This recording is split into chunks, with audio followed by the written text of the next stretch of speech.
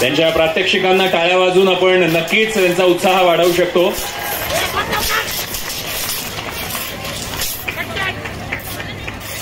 याच्याकरता प्रचंड प्रॅक्टिस आणि खूप डेडिकेशन लागतं ते या मुलांमध्ये आहे आणि म्हणून आज ते करू शकतात.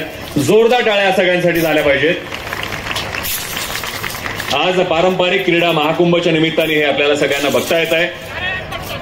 पारंपरिक खेळ जे आता मागे पडत चालले त्याचाच एक महाकुंभ व्हावा ही संकल्पनाच खरं अनोखी आहे. नुकताच आपण आध्यात्मिक कुंभ अनुभवलाय आणि पुढच्या 2 वर्षानंतर तो नाशिकमध्येही अनुभवणार आहोतच.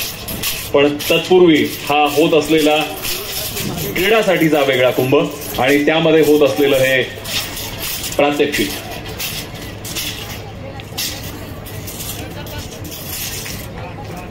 जोरदार टाळ्या आणि शेवटचं प्रात्यक्षिक नारळ फोडण्याचं प्रात्यक्षिक इथे होणार आहे.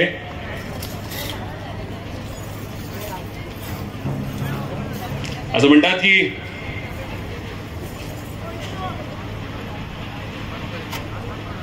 अध्यात्माने आयुष्य जडतं, विज्ञानाने उलगडतं, पण क्रीडा या क्षेत्रात पहिल्यांदा ते पडतं, मग घडतं आणि सुवर्ण कोणी जडतं. आपण सगळे त्यातले आहात. क्या बात आहे. जोरदार टाळ्या वाजून आपण त्यांचं अभिनंदन करायला हवं. मनापासून धन्यवाद.